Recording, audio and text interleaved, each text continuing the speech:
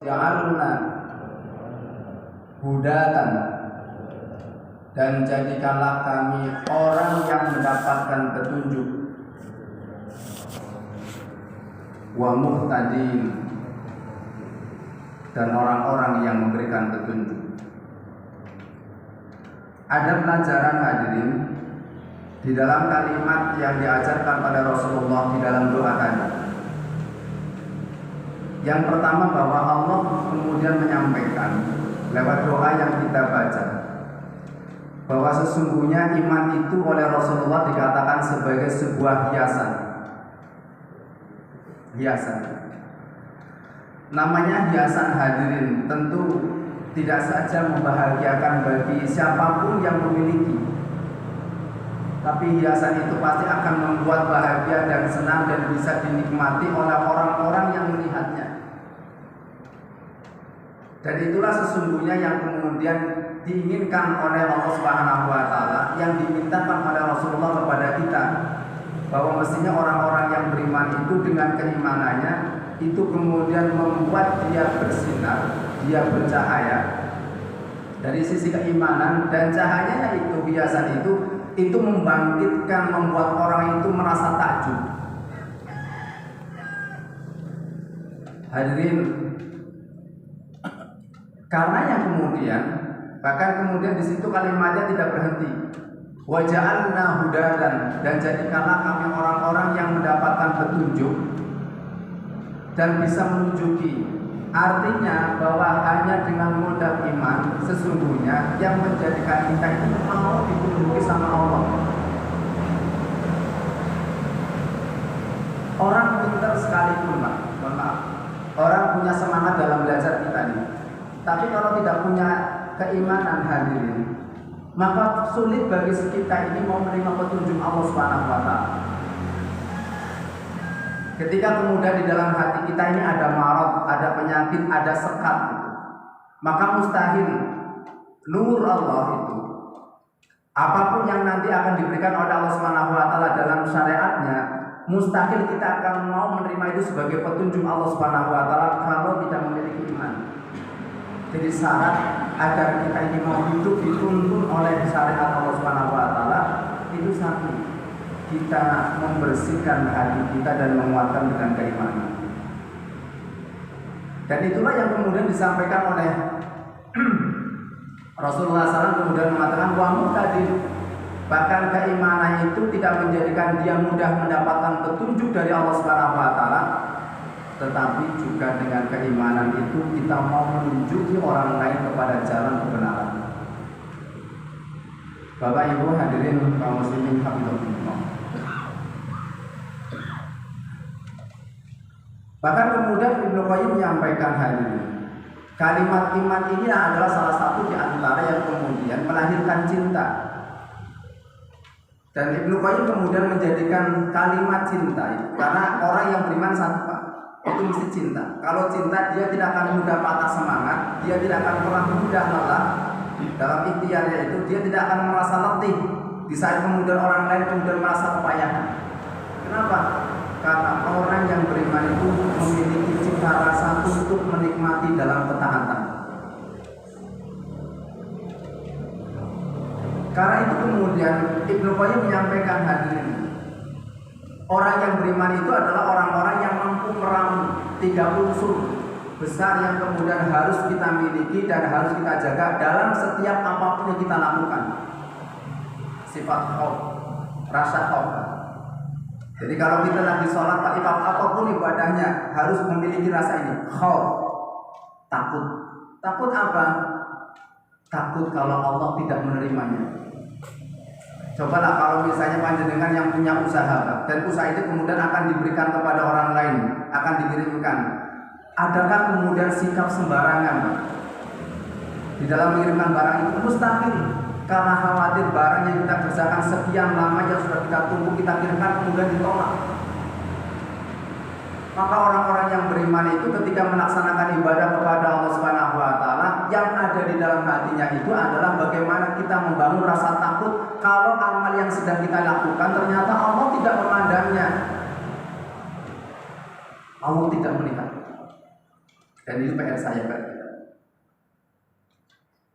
Sehingga kemudian inilah yang paling rumit hadirin. Kalau urusan lahiriah, insya Allah kita itu berusaha untuk memperbaiki kaifiat sholat kita lakukan sesuai dengan panduan kalimat Rasulullah SAW yang kemudian dipandu oleh para ahli ilmu. Iya, tapi ternyata Allah Subhanahu Wa Taala tidak semata-mata melihat gerakan dan apa yang kemudian nampak dalam lahiriah kita. Tapi Allah akan menanyakan dan Allah yang melihat kemana hati kita di saat kita sedang melakukan ibadah itu. Perasaan apa? Yang kedua hadirin, Ibnu Qayyim menyampaikan orang kalau beribadah kepada Allah Subhanahu Wa Taala maka dia harus memiliki roja, harapan. Harapan apa?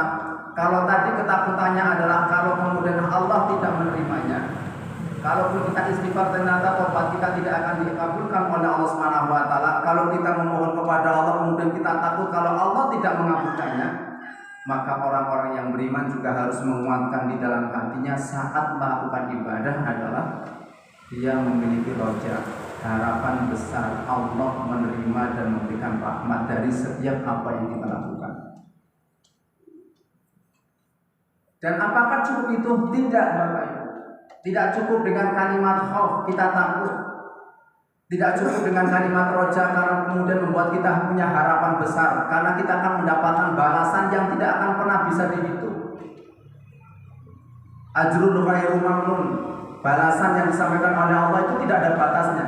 Tapi yang paling penting hadirin, ternyata orang-orang yang beriman itu adalah orang-orang yang ketika memiliki kesempatan untuk beribadah kepada Allah, di samping ada sifat khauf, ada sifat roja, maka adalah hub, cinta kepada Allah. Kalau orang mencintai hadirin, maka tadi di dalam hati kita ada harapan besar, balasan yang berlipat ganda. Di dalam hati kita ada ketakutan kalau Allah tidak memandang, bahkan kemudian tidak mengabulkan. Karenanya kemudian orang yang memiliki cinta itu akan memiliki sebuah kenikmatan di dalam menjalani apapun yang sedang dilakukan. Kenikmatan. Makanya sesuatu yang membuat kegelisahan bagi orang-orang yang beriman itu bukan karena dosa saja, Pak, yang telah dilakukan, tapi ketika kenikmatan ibadah yang kita kerjakan tidak lagi bisa kita rasakan. Menjadi evaluasi. Ada nggak, Pak, kenikmatan ketika kita sholat? Kalau orang menikmati hadir, orang menikmati itu gambaran cinta, Pak. Makanya kemudian Ibnu Qayyim menggambarkan seperti kemudian dua sayap burung dan kepala burung itu. Dua sayapnya adalah sikap khauf dan roja yang terus akan menyimbangkan, Pak. Dan kepalanya adalah bentuk cintanya seorang manusia yang beriman kepada Allah Subhanahu Wa Taala. Dia akan terus melangkah. Dia akan terus melangkah. Karena di kepalanya itu ada mata, di mana kemudian dia bisa melihat. Di matanya itu, di kepalanya itu ada otaknya. Kalau bahasa kita, Pak, yang membuat kemudian kita berpikir terus menjalani kehidupan untuk sampai bisa bertemu dengan Allah Subhanahu Wa Taala. Kenikmatan. Bapak Ibu hadirin kaum muslimin hafizahumullah. Kita akan melihat salah satu di antara potret sejarah hadirin. Bagaimana kemudian seorang manusia itu bisa menikmati bersama dengan Allah Subhanahu Wa Taala dalam mengajarkan itu di saat dia sedang mengalami kesakitan. Setelah Rasulullah SAW dengan kaum muslimin kemudian selesai dari peperangan itu, beliau kemudian istirahat di sebuah katakanlah mungkin biwadin, sebuah lembah tanah yang cekung. Sampai kemudian Rasulullah dan para sahabat bermalam di situ. Disebutkan di malam itu kemudian Rasulullah menempatkan dua sahabatnya untuk jaga malam. Ghirasah kalau bahasa kita. Kalau ada acara maghrib itu ada tugas malam yang secara bergantian namanya ghirasah.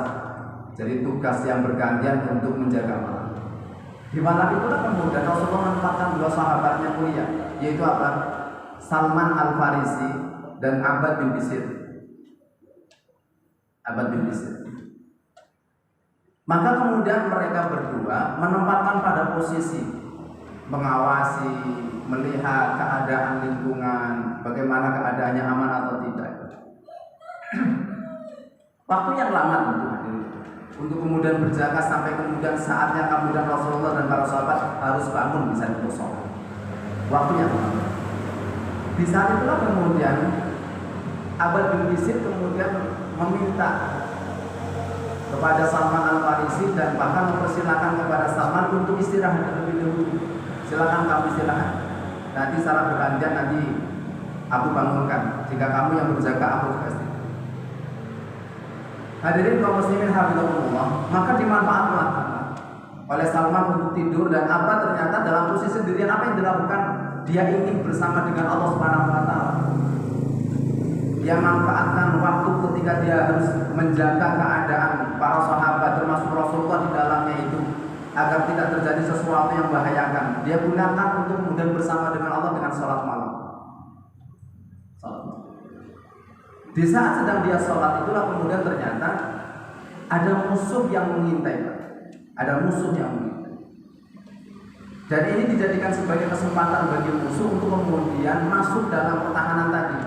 Apa yang dilakukan? Musuh ini kemudian memanah dan mengena persis Pak di bagian punggungnya. Coba sebuah anak panah Pak, itu dibiarkan sakit, dicabut lebih sakit karena pasti akan merobek. Namanya panah kan kayak gini ya Pak, ujungnya lancip, mesti bawahnya itu kan mesti akan lebih lebar itu. Siapa yang bisa bertahan nanti? Tapi kemudian kita menyaksikan hadirin dalam kemudian tulisan indah yang kemudian dalam paparan sejarah itu, ternyata Abbad bin Bishr tidak menyudahi sholatnya. Dia tetap bertahan. Panah yang kedua juga kemudian menyasar pada tubuhnya. Sampai kemudian 3 anak panah itu menancap dalam tubuhnya itu. Sudah tidak bisa dibayangkan bagaimana kemudian kucuran darah yang mengalir. Masih bisa bertahan. Ini menggambarkan banyak pelajaran hadirin. Pelajaran yang paling ringan ya betapa kuatnya fisik para sahabat. Sudah itu tergambar sudah. Ternyata hadirin 3 anak panah itu yang kemudian mengenai tubuhnya bahkan melukai dan menunjukkan darah itu tidak menggoyahkan semangatnya. Dia tetap kemudian bertahan dalam kemesraan dan kecintaannya dalam menikmati ibadah kepada Allah Subhanahu wa taala.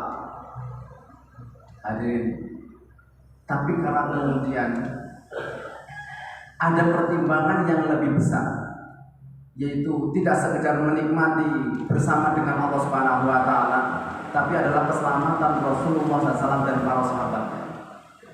Maka kemudian Abbad bin Bishr menyudahi. Tapi kita lihat kalimatnya.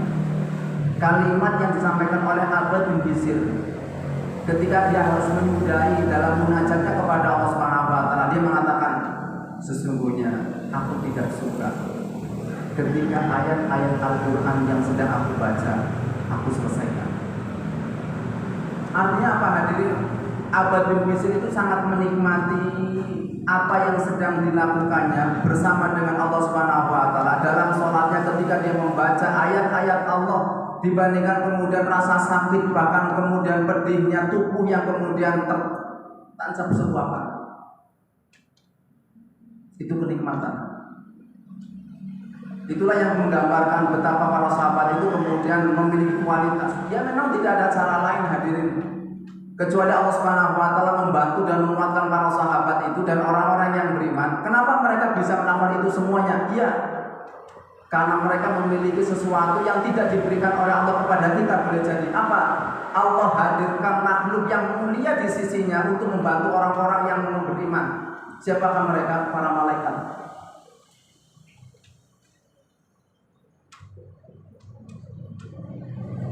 Itu kan para malaikat. Dan itu disampaikan oleh Allah Subhanahu wa taala dalam surat Fussilat ayat 30, innal ladzina qalu rabbunallahu tsumma istaqamu tatanazzalu alaihimul malaikatu alla takhafu wa la tahzanu wa abshiru bil jannati allati kuntum tu'adun. Dan inilah yang menjadi PR besar sangat mungkin bahwa kita ini dimudahkan oleh Allah Subhanahu wa taala dalam setiap melakukan ketaatan. Tetapi kemudian menjadi persoalan, adakah kemudian kekuatan yang bisa menghantam, yang menghadang kita, yang menahan kita, yang merem kita dari keinginan untuk melakukan kemaksiatan? Karena mustahil hadirin, karena mustahil orang-orang yang beriman itu ketika sudah dibersamai dengan Allah Subhanahu wa taala, dengan cara Allah menurunkan makhluk yang mulia para malaikatnya itu, lantas ada dua hal kita lakukan dalam waktu bersamaan. Kita ibadah iya, maksiat iya, mustahil. Mustahil hadirin. Kalau kemudian Allah sudah menghadirkan cintanya kepada seorang hamba dengan cara menurunkan makhluknya yang mulia di sisi Allah Subhanahu wa taala, para malaikat itu, mustahil orang-orang yang beriman itu akan melakukan hal yang berbeda, yaitu dia melakukan ketaatan tapi juga melakukan kemaksiatan. Bapak Ibu hadirin kaum muslimin rahimakumullah.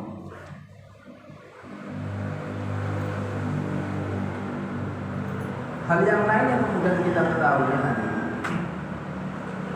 bahwa salah satu di antara pengaruh ketaatan seorang hamba karena keimanannya kepada Allah ketika hatinya kemudian dicahayai oleh nur iman, itu membuat hati kita itu tidak redup.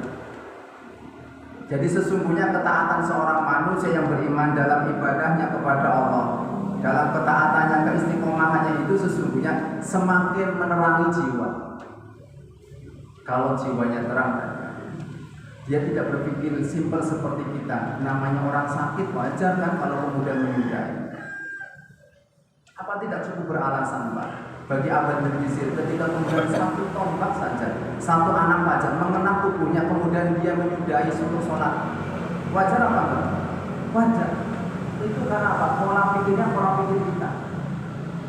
Makanya hadirin, kalau kemudian kita menilai para sahabat, menilai para generasi salafus saleh saja, maka tolong jangan pernah mengukur mereka, generasi salafus saleh, dengan keadaan kita.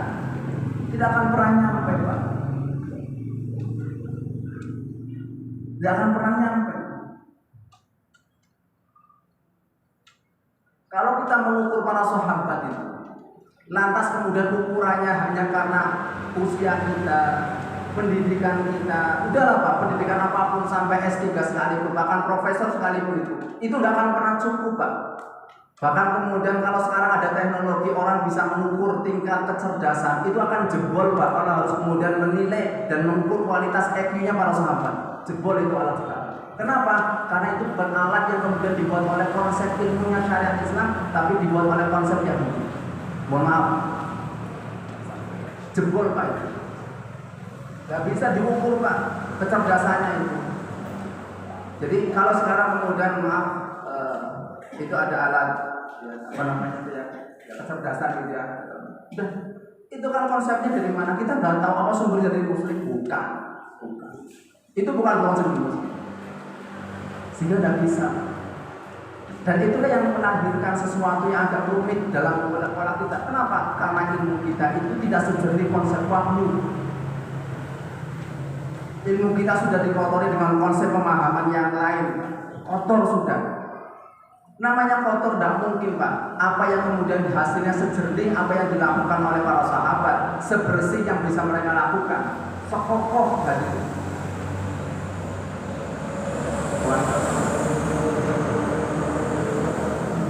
Jadi kalau misalnya ini salah satu di antara celah orang-orang yang ingin melanjutkan Islam yang melihat sebagai syariat kecil, syariat dalam kehidupan.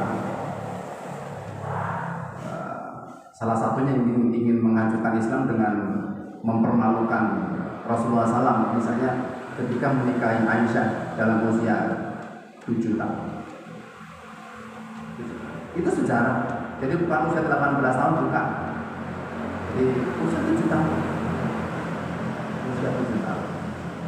Dan hidup rumah tangga, hidup serumah itu di usia 9 tahun. Kalau kemudian alam pikiran kita mengukur Aisyah radhiyallahu anha ummul mukminin itu dengan usia kita, Pak, alam pikiran kita yang sangat dangkal itu, bukan lagi di atas bumi dan dia nggak bakalan nyampe. Jadi jangan pernah mengurangi usia 7 tahun itu dengan kita, bahkan dengan profesor sekalipun akan pernah cukup. Kenapa? Anak usia 7 tahun itu dinikahi oleh Rasulullah. Itu kemudian salah satu di antara riwayat hadisnya, Rasulullah SAW itu kan menikahi Aisyah ketika di Mekah. Usia 7 tahun. Meriwayatkan hadis tentang peristiwa hijrah itu pada usia berapa? 5 tahun. Ada nggak usia 5 tahun itu kemudian bisa meriwayatkan hadis detail bagaimana perjalanan Rasulullah ketika keluar dari Mekah sampai kemudian tahu keadaan bagaimana Madinah itu seperti apa, yang penuh dengan penyakit, ekonomi yang carut marut itu, masyarakatnya tidak sehat. Sebagian abang abinya sendiri Abu Bakar tidak merasa betah, Bilal juga merintih ingin pulang ke Mekah. Itu siapa sumber riwayatnya? Anak 5 tahun. Ada pak anak 5 tahun kita kayak gitu?